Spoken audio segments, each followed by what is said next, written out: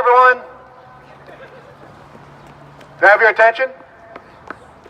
So welcome to the 50th anniversary of the assassination of Dr. Martin Luther King. If we could come closer, if you're not working a table, come on in, let's fill up this bowl a little bit. The sunshine won't hurt you. Well, some of you. And now I'm coming in flowers, which what could be better than that, right? So I'm going to give you... What? But wait, what? Oh. Well, some are newer than others. Me is not one of them. He said Manu, okay. All right, thanks. Thanks for that. So, my name is Michael Ruger. I'm the Executive Director of Rhode Island Jobs with Justice, and we were the group that kind of originally brought this together following the events at Charlottesville back last year. We called a big community meeting. I think more than 400 people showed up, and we discussed how we could bring an anti-racist and anti-oppression lens into the work of labor organizing, community organizing. This is going to happen all day. I have a feeling. All day, Xavier's going to throw things at me.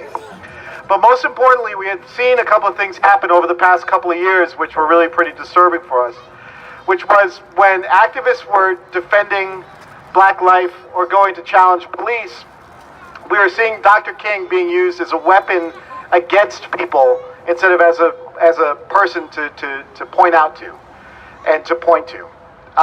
He was seen as somebody who was kind of reduced to 4 words and not to a real challenge. And so we wanted to reclaim this more radical vision of Dr. King, both as a labor organizer, as a civil rights activist, but also as a true kind of revolutionary that this country hasn't seen. And he said a few things that were pretty important.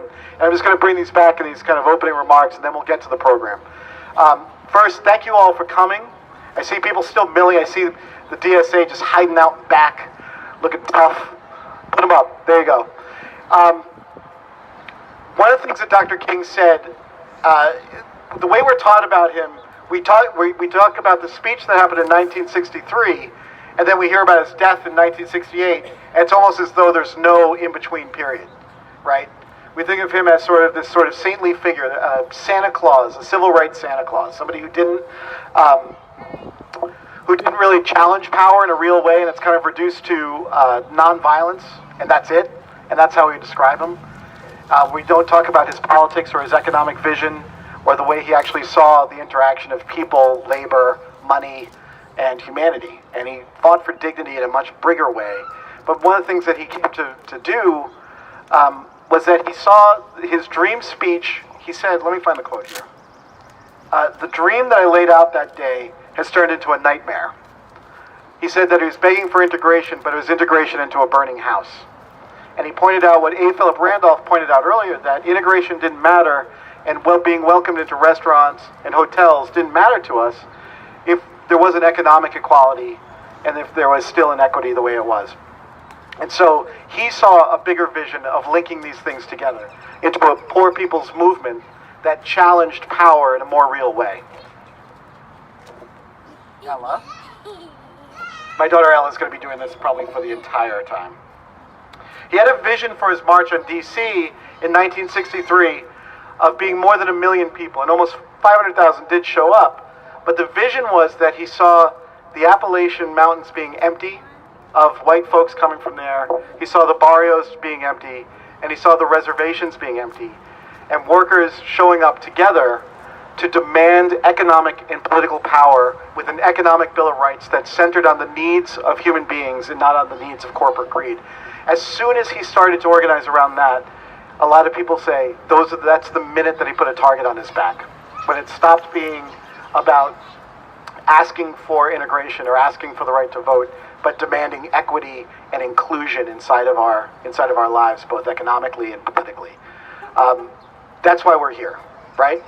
Is that we believe that we need to reclaim that vision of economic justice, which is inclusive of everybody and centers on life for the people on the margins and the most marginalized communities, and bring it into our life, right?